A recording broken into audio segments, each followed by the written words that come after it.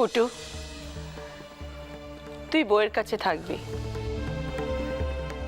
ওকে কোথায় শুইয়ে দে, ওর গায়ে খুব জ্বর। আমি পিতরামের কাছ থেকে একটু আসছি। ফুল ঠাকুমা, আমিও যাব তোমার সাথে। বাবা মশাইকে সব বুঝিয়ে বলতে হবে। এ কি সর্বনাশ তুমি সংসারে ডেকে আনলে চন্দ্র? তোমার কি বিচার বুদ্ধি সব লোপ পেয়েছে? হ্যাঁ, যে স্ত্রী সতী আবার সদিচ্ছা নিয়ে চিতায় উঠেছিল, সেই সতী সাধ্বীকে তোমরা চিতা থেকে টেনে নামিয়ে আনলে। তোমার দুঃসাহস থেকে আমি স্তম্ভিত হচ্ছি। জনার্দন, এ কি সর্বনাশ করলে ঠাকুর? এই সংসারে এ কি সর্বনাশ করলে? চন্দর, তোর কি মাথা খারাপ হয়ে গেছে? ওই ধম্মত্যাগীর ভূত আবার চেপেছে মাথায় তোর। মা, রামমোহন রায় এসব কুসংস্কারের বিরুদ্ধে কথা বলেন। তিনি পুতুল পুজো বিশ্বাস করেন না। ঠিক তেমনি মেয়েদের জ্যান্ত পুড়িয়ে ফেলার এই বর্বর প্রথাকেও সমর্থন করেন না। আর তার এই চিন্তাধারাকে আমিও সমর্থন করি। চন্দর, আচ্ছা মা, তুমি বলো তো, একজন স্ত্রী লোকের স্বামী মারা যাওয়ার পর তার কি বেঁচে থাকার কোনো অধিকার নেই? কি তাদের অপরাধ? ভাবো তো, বিধর্মীর মতো কথা বলো না। সব স্ত্রী তো সতী হন না। যে স্ত্রী সতী আবার ইচ্ছা প্রকাশ করেন তাকেই চিতায় তোলা হয়। ব্রাহ্মণ বংশে এই রীতি বহু যুগ ধরে চলে আসছে। বাবা মশাই ধর্মের দোহাই দিয়ে প্রথার নাম করে বাস্তবতাকে অস্বীকার করছেন। আসল বাস্তব হলো, মেয়েদের বোঝানো হয় সতী হওয়া কত পুণ্যের কাজ।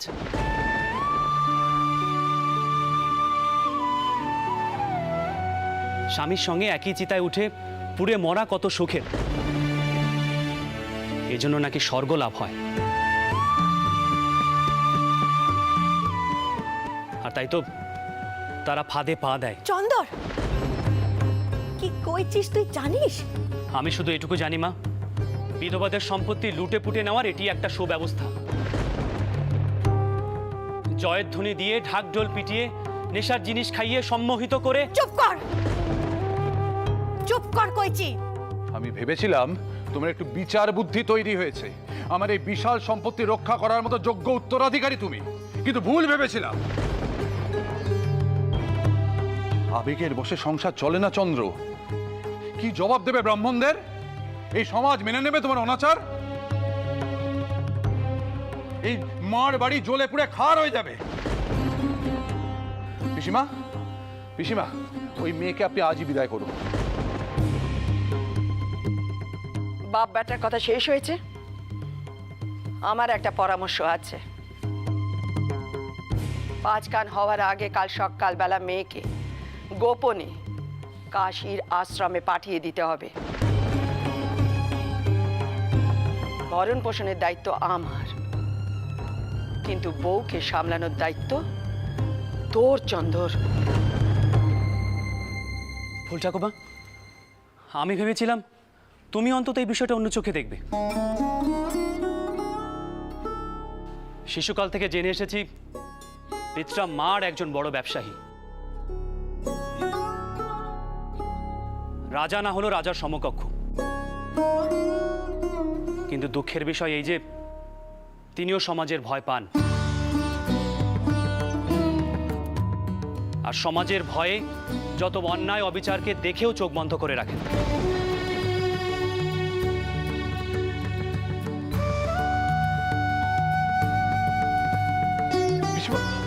পিসিমা, পিসিমা বোঝান আপনার নাতিকে। হ্যাঁ, সে কি অনর্থ করছে সে নিজেও জানে না।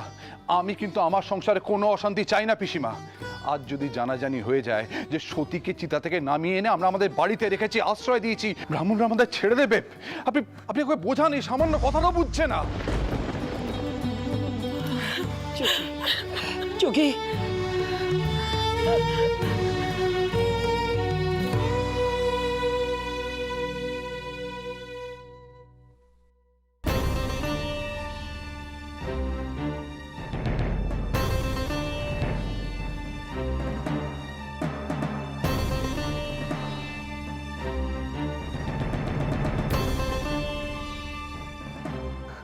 সব ঘটনায় তো শুনলি। তুই ছোট কর্তার সাথে একবার কথা বল।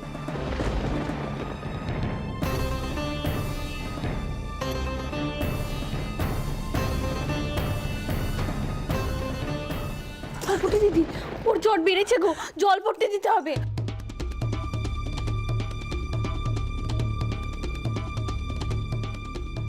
চলো যাচ্ছি, তুমি আবার ঘর থেকে বেরোলে কেন? চলো চলো। ঠাকুরপো, এসব কি শুনছি? বৌমা ছেলে মানুষ, তার কথায় এত বড় পরিবারকে তোমার বিপদে মুখে ঠেলে দিতে একবারও বাঁধলো না? তুমি ঠাকুরের আশা ভরসা, আর তুমি বউয়ের কথায় এত বড় সর্বনেশ থেকে আনলে। আমরা তোমার কেউ নই। কি এমন জাদু করলো এই একরত্তি মেয়ে যে চোখের মাথায় তুমি এত বড় সর্বনেশ থেকে আনলে? আপনি কেন কাঁদছেন বৌঠান? আমি আমাদের পরিবারের কোনো ক্ষতি হতে দেব না, আপনি নিশ্চিন্তে থাকুন। আর নিশ্চিন্তি। এই জন্যই মুরব্বীরা বলেন মেয়েদের কথায় চললে সর্বনেশ হয়। তুমি আর কিচ্ছুটি করতে পারবে না ঠাকুরপো, কিচ্ছুটি করতে পারবে না। দেখো গে এত করে যা হওয়ার হয়ে গেছে, দেখো গে যা।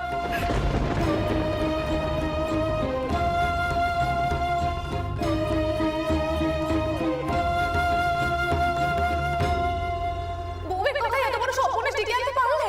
আমরা কি তোমার কেউ নই?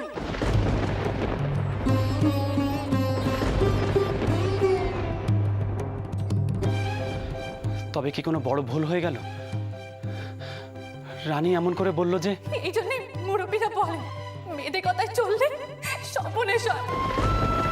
কি জবাব দেবে ব্রাহ্মণদের? এই সমাজ মেনে নেবে তোমার অনাচার?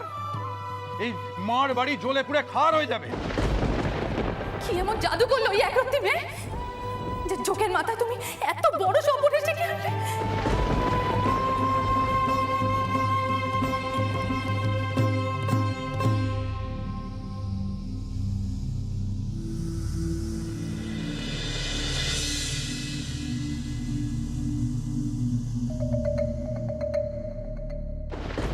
রানী,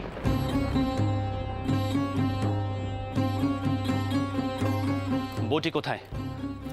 পুটু দিদি ওকে সঙ্গে করে নিয়ে গেছে জল পড়তে দেবে বলে। ওটার গা জ্বরে পুড়ে যাচ্ছে। আহা, কি কষ্টটাই না পেয়েছে বউটা। এমন করে বেঁধেছিল, কেউ এত অনিষ্ঠুর হতে পারে? ধর্মের তত্ত্ব বোঝা এত সহজ নয় রানী। আমরা বোধহয় ঝোঁকের বসে অনেক বড় হঠকারী সিদ্ধান্ত নিয়ে বসেছি। আমি ফুল ঠাকুমাকে জানাচ্ছি, কাল নয় আজই বউটিকে অনেক দূরে কোথাও পাঠিয়ে দিতে। হয়তো এখনো লোক জানাজানি বেশি হয়নি। এ কি বলছেন আপনি?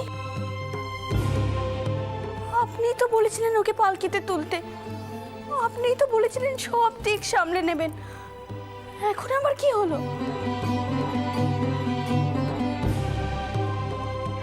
দিদি বুঝি রাগারাগি করেছেন?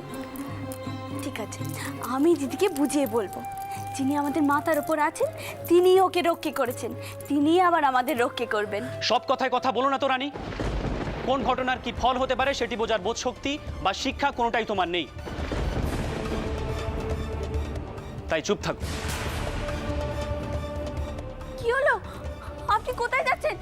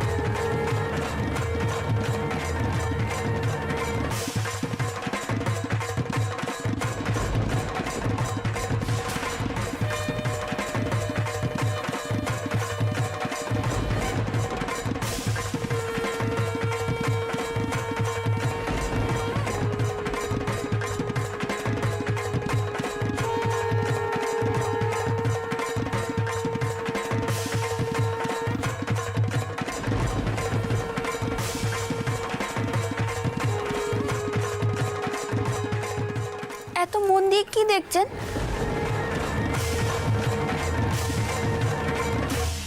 বলছিলাম কি, একবার যদি কোবরেজ মশাইকে ডাকা যেত। এত করুণা, অন্যের জন্য তোমার এত চিন্তা, অথচ নিজের সংসারটার কি সর্বনাশ করেছো সেটা একবার দেখো।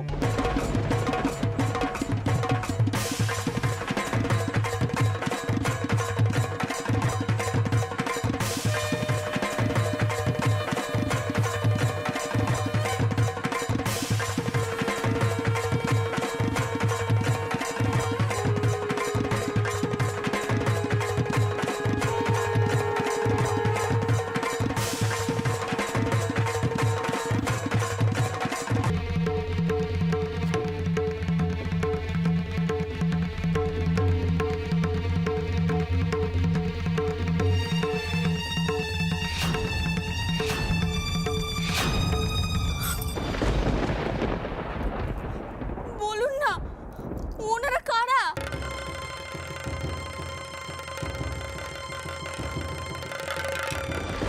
নিচে চলো রানী। বলছেন না কেন, ওনারা কারা? ওনারা ওনারা ওই হতভাগী মেয়েটার জন্য আসছে না তো? ওনারা জানলেন কি করে ওই বামনের বউ এই বাড়িতে আছে? আমরা তো রাতের অন্ধকারে বেরোলুম। দেখো রানী, তোমার এত প্রশ্নের উত্তর দেওয়া সম্ভব নয়। দেখো, আমার মাথা ঠিক নেই, কথা না বাড়িয়ে নিচে চলো। একবার তো বলেছি এ সব কিছুর জন্য আমিই দায়ী। আজ আমার জন্য মার বংশ শেষ হতে চলেছে। তুমি নিচে চলো। আপনি এই নিয়ে দ্বিতীয়বার এই কথা কেন বললেন? আপনি কেন শুধু শুধু নিজের ওপর দোষ কেন নিচ্ছেন? যা করেছি সব দোষ আমার। আমি ভেবেছিলাম ওই মেয়েকে এখানে আনলে কোনো বিপদ হবে না, কিন্তু আচ্ছা আপনি পশ্চিমের ফটকখানা একবার খুলতে বলুন, আমি তিনাদের সামনে ওই মেয়েকে নিয়ে গিয়ে দাঁড়াবো। আমি তো ঠাকুরের কাছে বলেছিল ওই মেয়েকে বাঁচানোর জন্য।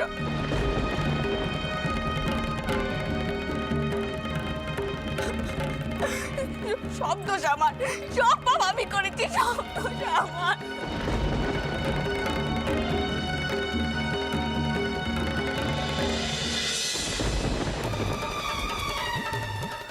দেখো রানী, দয়া করে আমার সংকট আর বাড়িও না।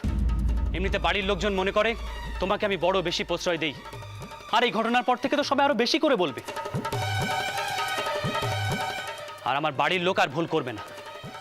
রানী, তোমার কথা শোনার ফল যে এমন হতে পারে সেটা আমি ভাবিনি। পিতরাম মারের পালকি সবাই চেনে, গোবিন্দপুর, সুতানুটি, কলকাতা, এই 3 অঞ্চলে আমাদের যাতায়াত, আর আমাকেও সবাই চেনে। আর তাই ব্রাহ্মণের স্ত্রীকে উদ্ধার করার খবর যে আগুনের মতো ছড়িয়ে পড়বে সেটি আমার আগেই বোঝা উচিত ছিল। কাজটা আমার বড় ভুল হয়ে গেছে। কিন্তু আমরা তো দোষ করিনি। এটি তোমার সব থেকে বড় ভুল রানী, কারণ তুমি সব বুঝো, পরিস্থিতির গুরুত্বকে বুঝতে চেষ্টা করো না।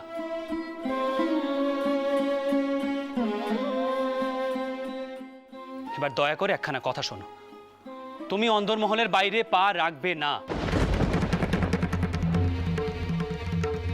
আমি না গেলে যে ওনারা আপনাকে দুষবেন। আর বাবা মশাই, না না, আমাকে এমন নিষেধ করবেন না, আমি যাবই।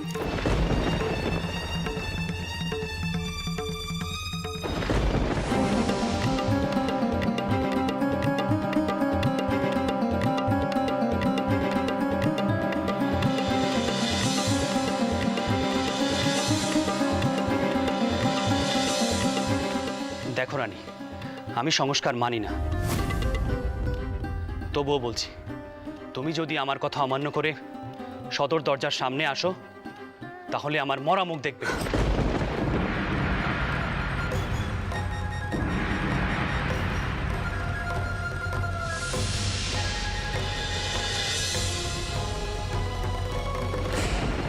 কথাটা বলে দিলাম, এখন তুমি তোমার যা ইচ্ছা করতে পারো।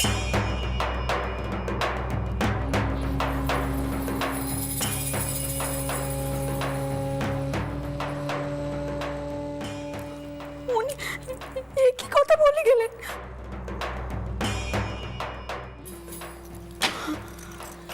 কি আপনি কি বের করছেন?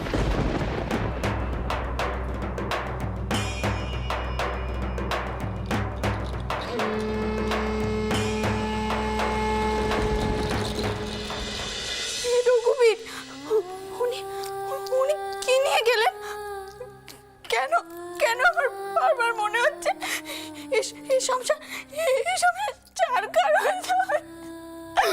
কেন মনে হচ্ছে আমার বারবার? কেন মনে হচ্ছে না আমার? কেন? তুমি তুমি কোথায় রঘুবীর? তুমি কোথায়?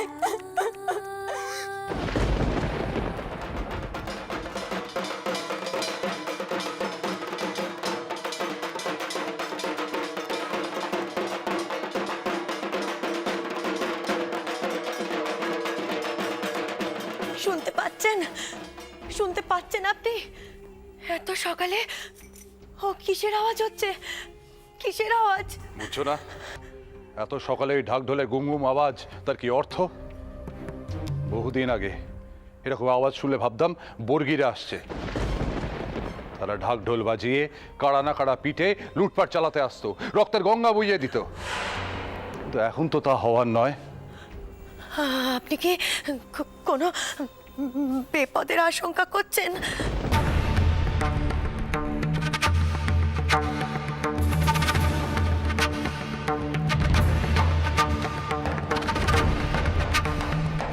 কোথায় যাচ্ছেন? দাঁড়ান। কোথায় যাচ্ছেন আপনি? বন্দুক কানানি, কোথায় যাচ্ছেন আপনি? দাঙ্গা বেঁধেছে? বেচারা কি সব লুটপাট করছে নাকি? আগে বাইরে গিয়ে দেখি ঠিক কি হচ্ছে। তবে এটা বোধহয় প্রজাদের কাজ নয়। তাহলে তাহলে কাদের কাজ? কাল রাত্রে তোমার সুপুত্র যে কাণ্ডটি বাঁধিয়ে এসেছে, তারপরে এই আওয়াজের হয়তো অন্য অর্থ আছে। যে বাইরে গিয়ে দেখি। ঠাকুর, কি হবে এখন? রক্ষে করো, রক্ষে করো। না না না, আমার বাচ্চাকে একা দোষ দিলে হবে না। দোষ নতুন বউয়েরও আছে। নাহলে আমার বাচ্চা একা একা এমন কাজ করতে পারে না। আমি চিনি আমার বাচ্চাকে, কখনো সে একা এমন কাজ করতে পারেনি। নতুন বউয়ের জন্য করেছে, নতুন বউয়ের জন্য।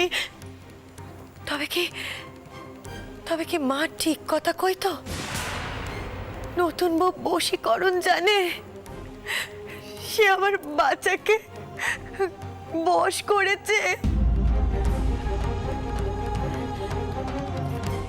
এবার আমি নিজে নতুন বউকে শিক্ষা দেব। হ্যাঁ, আমি নিজে। সুবালা, সুবালা,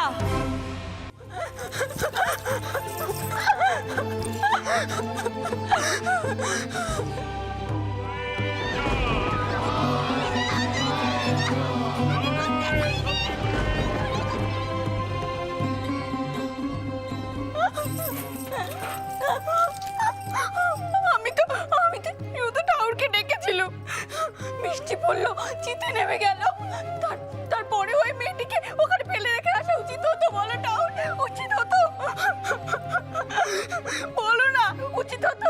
চোখের সামনে দেখতুম যে মেয়েটি পুড়ে যাচ্ছে মেয়েটি দেখতুম, তাকে ঠিক হতো? বলো না রঘুবীর, ঠিক হতো? আমার স্বামীর প্রাণ আছে অঙ্কটে, তুমি তাও কিচ্ছুটি করবে না? কিচ্ছুটি করবে না? তুমি কিচ্ছুটি করবে না? চুপ করে থাকবে? উনি তো আগে এমন কথা কোনোদিনও করনি। তবে আজ কেন কইলেন? বল না, কেন কইলেন আজ এমন কথা? কেন কইলেন? এত বড় অপবাদ, এত বড় অপবাদ, আমার এত বড় অপবাদ। তুমি যদি আমার কথা অমান্য করে সদর দরজার সামনে আসো, তাহলে আমার মরা মুখ দেখবে। না, এমন হতে পারে না, কোনোদিন হতে পারে না, হতে পারে না এমন। ওনার কিচ্ছুটি হতে পারে না, কিচ্ছুটি হতে পারে না। ওনার কি চলে? আমিও পড়ে যাবো, আমি আর বাঁচবো না, আমি তোমায় গলায় বেঁধে গঙ্গায় ডুব দেবো, আমি ডুব দিয়ে মরবো।